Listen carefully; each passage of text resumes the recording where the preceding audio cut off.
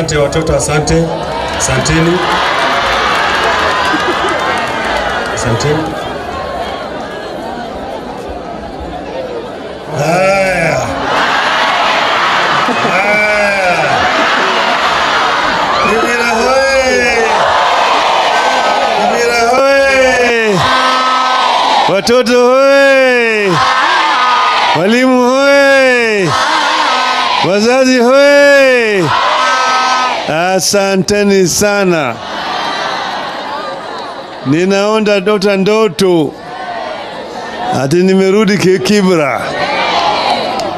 Nina furaha tele kuona hapa, fika hapa katika hii shule na kuona watoto wanasoma hapa na kuona vile vile wazazi wako hapa na walimu.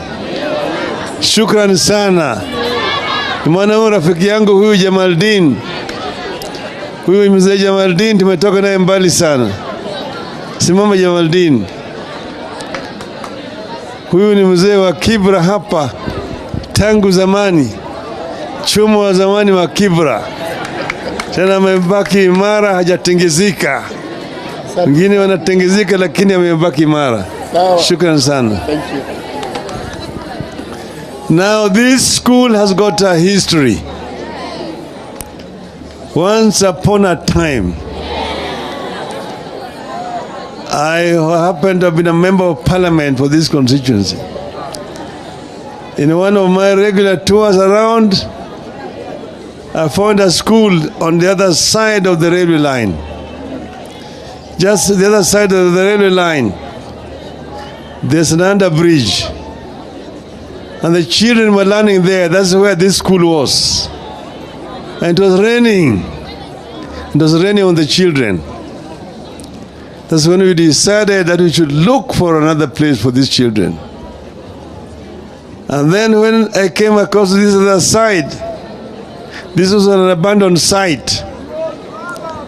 They had started a project here for the disabled people, which had not been completed.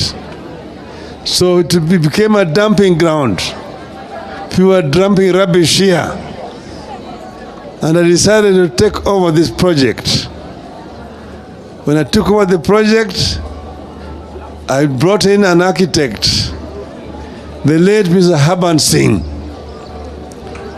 We looked at the structure there. We said that structure was completely unsalvageable. So that the structure would have to be demolished. Then that same Mr. Haban Singh did a design of that structure you see out here. After he did that structure, that design, those days there was no CDF. I decided just with my other friends to look for money to construct that building. And that is how eventually we transferred the children from the other side, where it was raining on them, and brought them this other side here. At the beginning of this school. Then they later on decided to christen it Raila Education Center. My daughter Rosemary, who was here, who was just left, has been very, very instrumental in working to ensure that this school actually is constructed. Him, her, and Mr. Keta. Where's Mr. Keta? I'm told Keta's already gone. Keta and Rosemary, the twin, are the ones who are working here in this school because I was myself a member of parliament. But then thereafter, we got some other friends from outside the country who also made contributions to enable us to put these other structures up there. And then eventually this other one here. So we managed to get this school to where it is today. My dream was to develop here a center of excellence. And I still have that dream to ensure that this school becomes a center of excellence in the city. It was meant for children of poor parents who live in the slums of Kibera here. Now this is just phase 1. But I want to assure you that wherever I go, I will always continue to have this school in mind.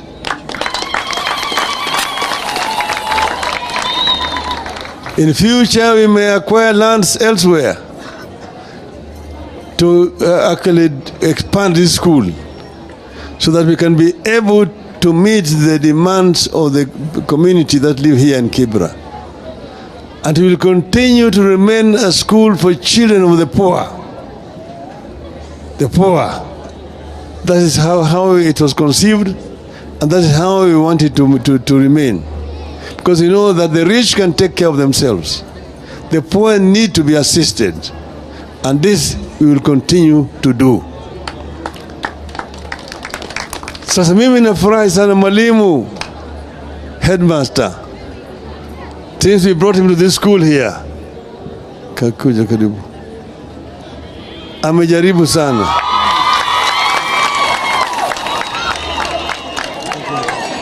Since we brought him down here, he has done an excellent job. Thank you so much. Of introducing proper discipline in this school and also recruiting efficient teachers who have actually raised the standard of education in this school. And I'm happy to be told that this school was number 2 in the sub-county after Olympic Primary School, after the secondary school. So I'm very happy to be around here. Nina furaha sana sana sana.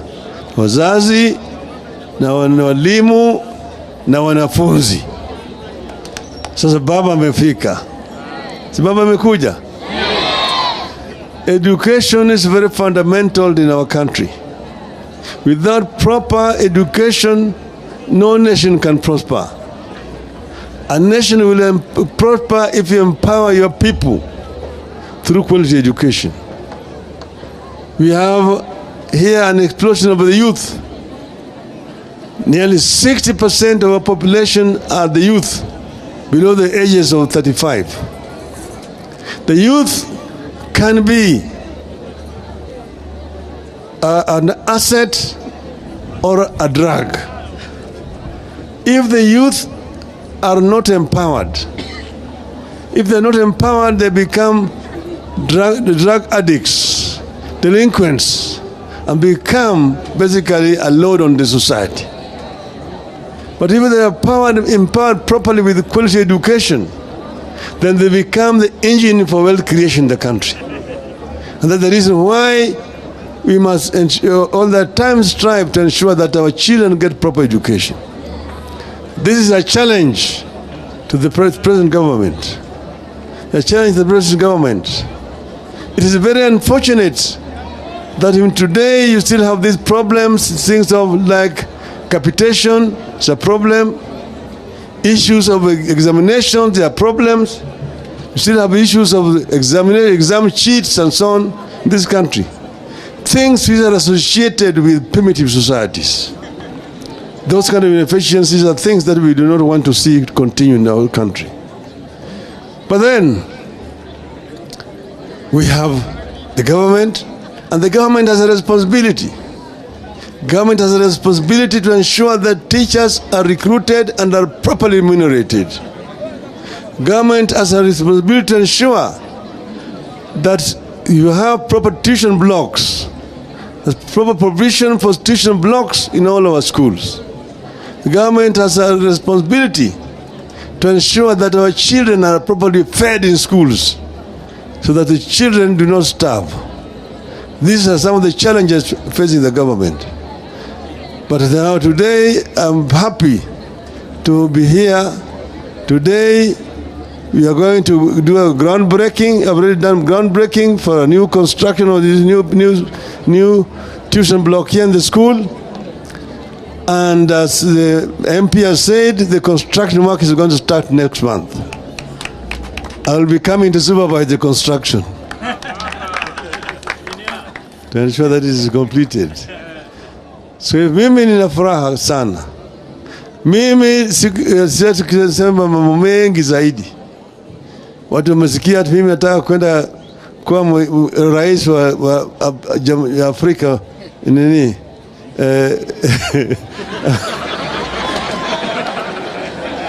Jumuiya ya Afrika. Lakini baba yuko hapa. I'll be around here. I'll be around here.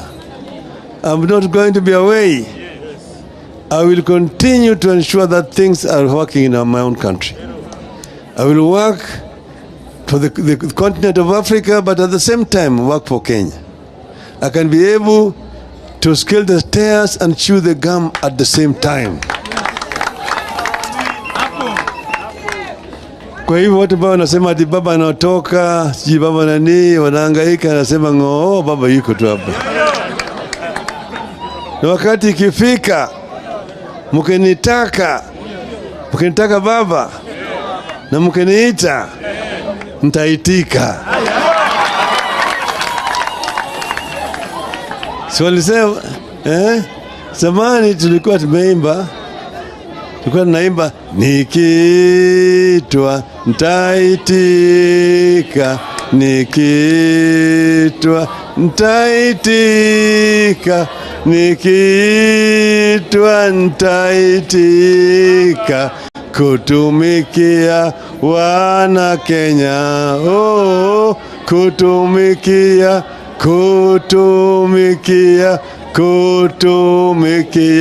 wana Kenya, oh, kutumikia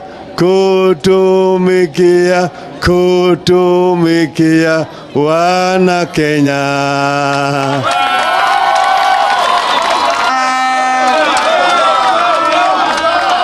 Vijana hoi, Kibira hoi. Sasa baba amekuja, na baba akikuja, huyu Sifuna alisema ati KFC.